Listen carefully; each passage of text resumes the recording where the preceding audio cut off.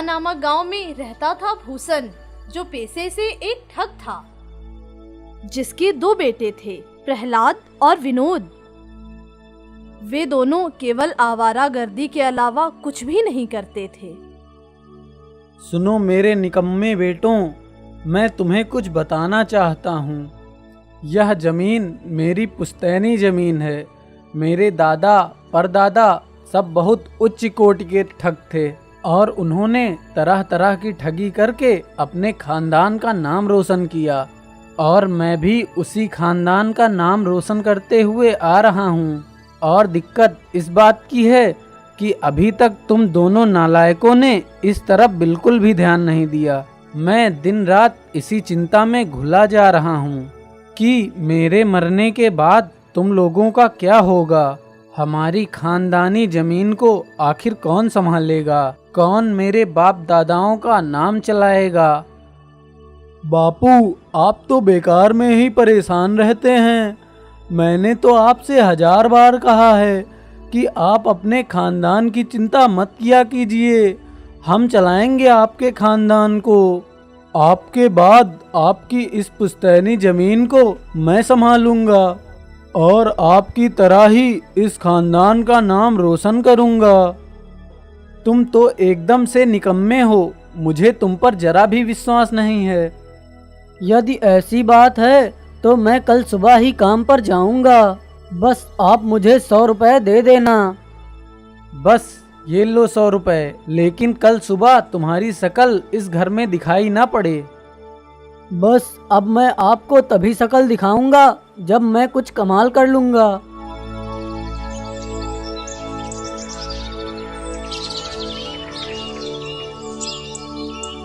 अगले दिन भोर का उजाला फैलते ही प्रहलाद काम के लिए निकला।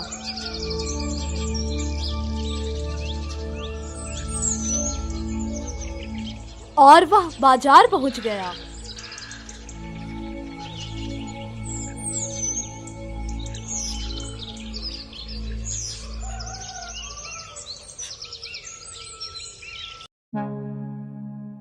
ओ भाई, यह घोड़ा कितने का बेच रहे हो? अरे भाई, ज्यादा नहीं, बस 150 रुपए का बेच रहा हूँ। अरे भला इतना महंगा कोई घोड़ा बेचता है क्या? सही दाम लगाओ। अरे भाई, कैसी बात कर रहे हो? 150 रुपए भी बहुत ज्यादा होते हैं क्या? अरे नहीं, तुम सही दाम लगाओ, तभी मैं यह घोड़ा लूंगा, अन्यथा मैं यहाँ से जा रहा हूँ। अरे चलिए, आपकी बात है तो कुछ कम दे दीजिएगा। मैं इस घोड़े का सिर्फ और सिर्फ 100 रुपए दूंगा। देना हो तो बताओ। चलिए ठीक है, आप 100 रुपए ही दे दीजिए। उसने वह घोड़ा खरीदा और घोड़े पर बैठकर राजा के महल की ओर चल पड़ा। दरअसल प्रहलाद बहुत अच्छा घुड़सवार था। कोई और गुण उसमें हो ना हो, लेकिन वह घुड़सवारी बहुत अच्छी कर लेता था।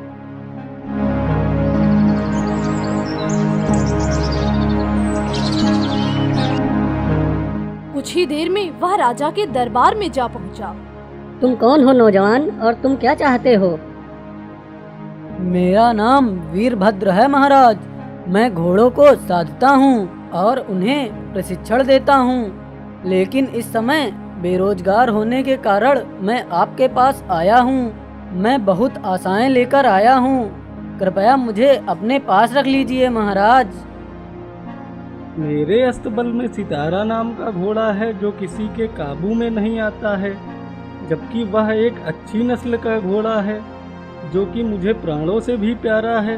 क्यों ना इससे नौकर रख लिया जाए और सितारा को साधने व उसे प्रशिक्षित करने का कार्य सौंप दिया जाए। हो सकता है यह व्यक्ति सितारा को साधने में कामयाब हो जाए। ठीक है नौजवान, मैं तुम्हें नौकरी पर रख लेता हूँ। आज से तुम मेरे घोड़े को साधोगे और उसे प्रशिक्षित करोगे, लेकिन ध्यान रहे अगर तुम उसे 1 महीने में वहीं साध नहीं पाए तो तुम कारागार में डाल दिए जाओगे। मुझे मंजूर है महाराज, कृपया मुझे उस घोड़े के पास पहुंचा दें जिसे मुझे साधना है। चलो, हम स्वयं तुम्हें उसके पास ले चलते हैं। हम देखना चाहते हैं कि तुम अपने कार्य में कितने माहिर हो। राजा मंत्री के साथ प्रहलाद को लेकर अपने अस्तबल में जा पहुंचा और उस घोड़े को दिखाते हुए बोला, यह है मेरा प्रिय और अनमोल घोड़ा सितारा, तुम्हें इसको ही साधना है। चिंता न करें महाराज, मैं अभी आपको अपनी कला की प्रतिभा दिखाता हूँ। प्रहलाद घोड़े को खोलकर मैदान में ले गया और उसे साधने का प्रयत्न करने लगा। बहुत देर तक सितारा इधर उधर दौड़ता रहा और प्रहलाद को अपनी पीठ पर बैठने नहीं दिया। जैसे ही प्रहलाद उसकी पीठ पर बैठता, वह उसे उछालकर नीचे गिरा देता। महाराज, मुझे तो विश्वास नहीं होता कि ये सितारा को काबू में कर पाएगा। लेकिन मुझे यह व्यक्ति बहुत ही साहसी लगता है, वह जरूर ही इसे साध लेगा। कुछ घंटों की कड़ी मेहनत के बाद प्रहलाद सितारा की पीठ पर बैठने में सफल हो गया। इसके बाद उसने घोड़े के साथ मैदान के कई चक्कर लगाए। वाह वाह, देखा मंत्री जी, मैं कहता था ना कि यह व्यक्ति मंझा हुआ घुड़सवार है। आप ठीक कहते हैं महाराज, मुझे उसे पहचानने में भूल हो गई। यह व्यक्ति वास्तव में बहुत काबिल है। इसके बाद प्रहलाद ने घोड़े का रुख बाहर की ओर किया और उसे गोली की रफ्तार से भगाया। सैनिकों, पीछा करो उस घुड़सवार का और उसे हर हाल में पकड़कर मेरे पास लेके आओ। जो आज्ञा महाराज।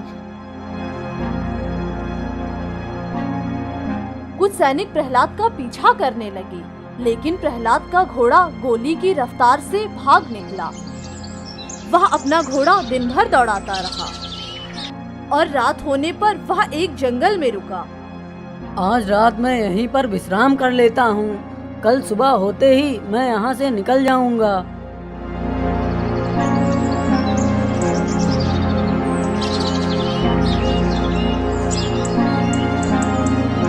सुबह होते ही जब वह उठा तो सोचने लगा, इस जंगल के उस पार दूसरे राज्य की सीमा प्रारंभ होती है। क्यों न मैं उस राज्य जाकर वहाँ के राजा को यह घोड़ा बेच दूं। इस इरादे के साथ प्रहलाद दूसरे राज्य जा पहुंचा।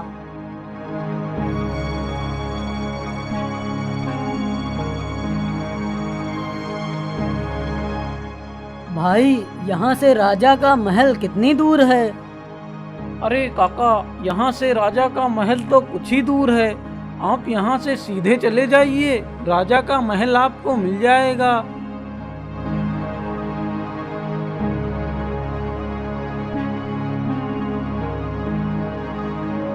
पहरेदार जी, मैं घोड़ों का सौदागर हूँ और महाराज को यह अनमोल घोड़ा बेचना चाहता हूँ। ठीक है, इस घोड़े को यहीं पर छोड़ दो और मेरे साथ चलो।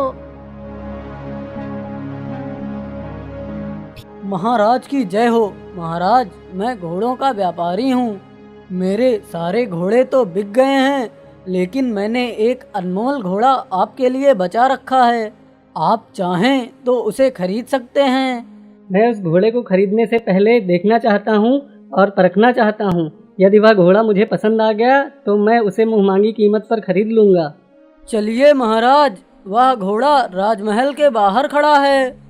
और फिर वे दोनों महल के बाहर पहुंचे, जहां पर राजा ने प्रहलाद के द्वारा लाया गया घोड़ा सितारा देखा।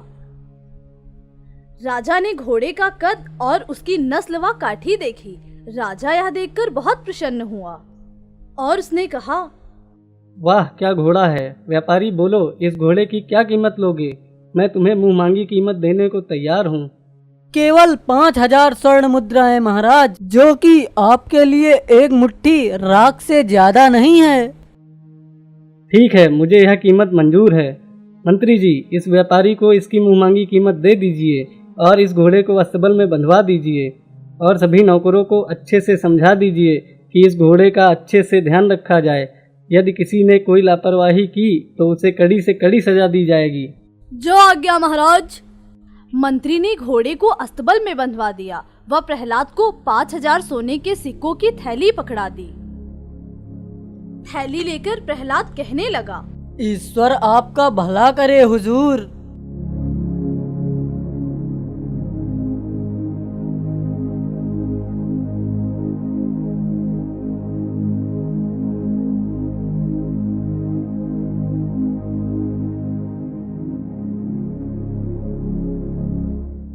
थैली लेकर प्रहलाद अपने पिता व भाई के पास पहुंचा। घर पहुंचकर प्रहलाद ने अपनी सारी कमाई भाई व पिता को दिखाई और साथ ही अपनी पूरी कहानी भी कह सुनाई। उसकी कहानी सुनकर उसका पिता बहुत खुश हुआ। वाह बेटा वाह, इतने कम पैसों में तुम इतना सारा धन और सामान ले आए हो।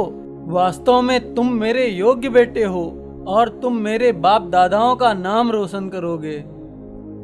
तब दूसरा बेटा विनोद बोला, पिताजी, अब मैं भी आपको अपना कमाल दिखाऊंगा। अच्छा, अगर ऐसी बात है तो यह लो 100 रुपए और जाओ और मुझे कोई कमाल दिखाओ। अपनी ठग की करामात दिखाने के लिए विनोद ने बाजार जाकर एक आईना खरीदा। उस आईने को अपने थैले में डालकर वह राजा के महल की ओर चल दिया। राज दरबार पहुंचकर वह महाराज के पास पहुंचा और उनसे बोला, महाराज की जय हो, आपके चरणों में मेरा कोटि कोटि प्रणाम। तुम कौन हो नौजवान और क्या चाहते हो? महाराज, मेरा नाम विनोद है और मैं एक जादूगर हूँ। मैं आपके लिए एक जादुई आईना लेकर आया हूँ और इसकी खासियत यह है कि इसमें मरे हुए लोग साफ साफ दिखाई देते हैं। इसमें मरे हुए लोग दिखाई देते हैं तो मैं अपने स्वर्गीय माता पिता को देख सकता हूँ और यह जान सकता हूँ कि वे स्वर्ग में हैं या नर्क में। जादूगर, क्या तुम मेरे मरे हुए माता पिता को दिखा सकते हो? अवश्य महाराज, अवश्य दिखा सकता हूँ।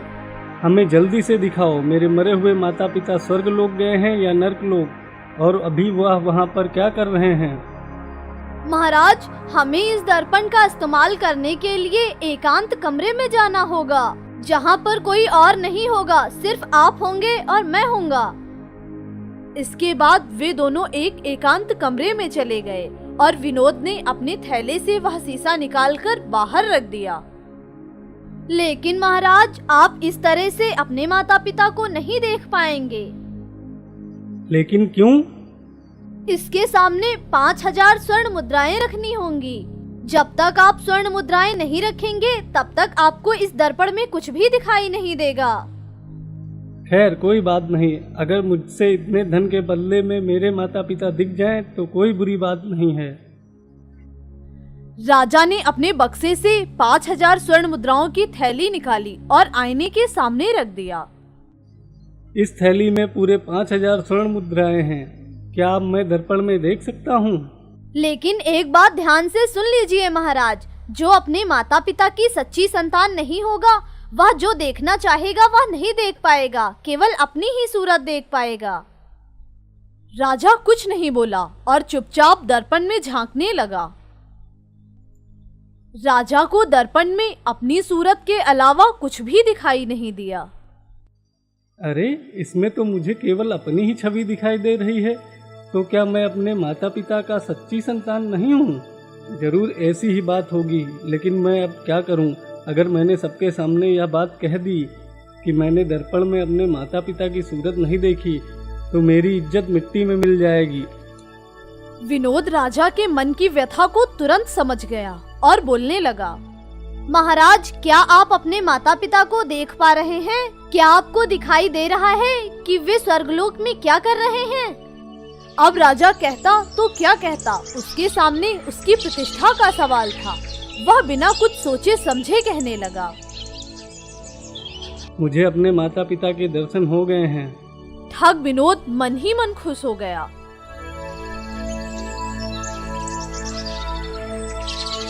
वे दोनों कक्ष से निकलकर बाहर दरबार में आकर बैठ गए और राजा कहने लगा, हाँ हाँ, मैं अपने माता पिता को देख पा रहा हूँ। वे स्वर्ग लोक में हैं और ईश्वर की सेवा कर रहे हैं। राजा की बात सुनकर मंत्री ने भी अपने माता पिता को देखने के लिए मन ही मन में विचार किया। महाराज ने अपने स्वर्गवासी माता पिता के दर्शन कर लिए हैं, क्यों ना मैं भी देखूं कि मेरे माता पिता स्वर्ग में क्या कर रहे हैं। जादूगर, क्या मैं भी अपने माता पिता को देख सकता हूँ? क्यों नहीं हुजूर, आप भी देख सकते हैं, लेकिन आपको भी 5000 स्वर्ण मुद्राएं इस आईने के सामने रखनी होंगी। और आप भी अगर अपने माता पिता की सच्ची संतान हुए तो आपको आपके माता पिता के दर्शन अवश्य हो जाएंगे। मंत्री भी विनोद के साथ एक एकांत कमरे में गया और 5000 स्वर्ण मुद्राओं की थैली आईने के सामने रख दी। मंत्री जी, अगर आप अपने माता पिता की सच्ची संतान हुए तो आपको आपके माता पिता के दर्शन अवश्य हो जाएंगे। मंत्री ने दर्पण में झांका और सोचने लगा। अरे, मुझे तो इस दर्पण में मेरी ही सूरत नजर आ रही है, लेकिन महाराज को तो अपने स्वर्गवासी माता पिता दिखाई दिए थे। तो क्या मैं अपने माँ बाप की सच्ची संतान नहीं हूँ?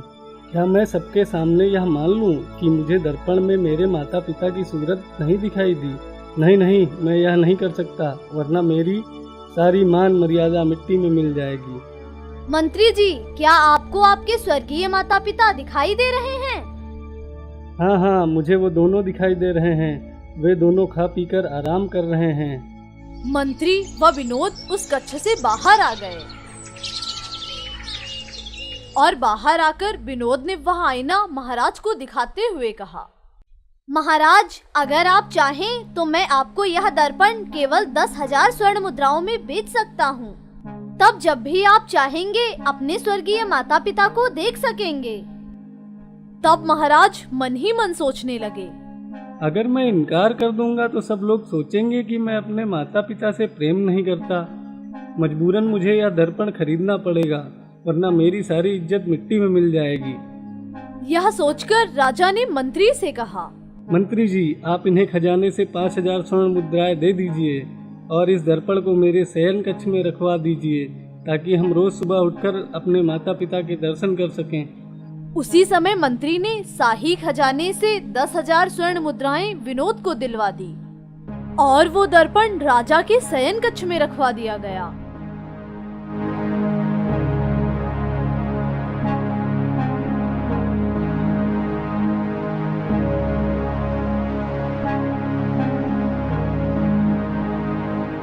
सारा धन समेटकर जब विनोद अपने घर पहुंचा तो उसने अपने पिता को सारी कहानी कह सुनाई।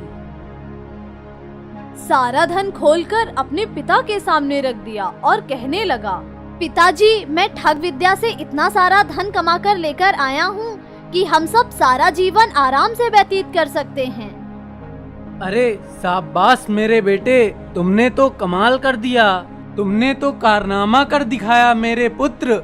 मुझे तुम पर गर्व है और मुझे विश्वास हो गया है कि मेरे मरने के बाद तुम दोनों मेरे खानदानी पेशे को बरकरार रखोगे।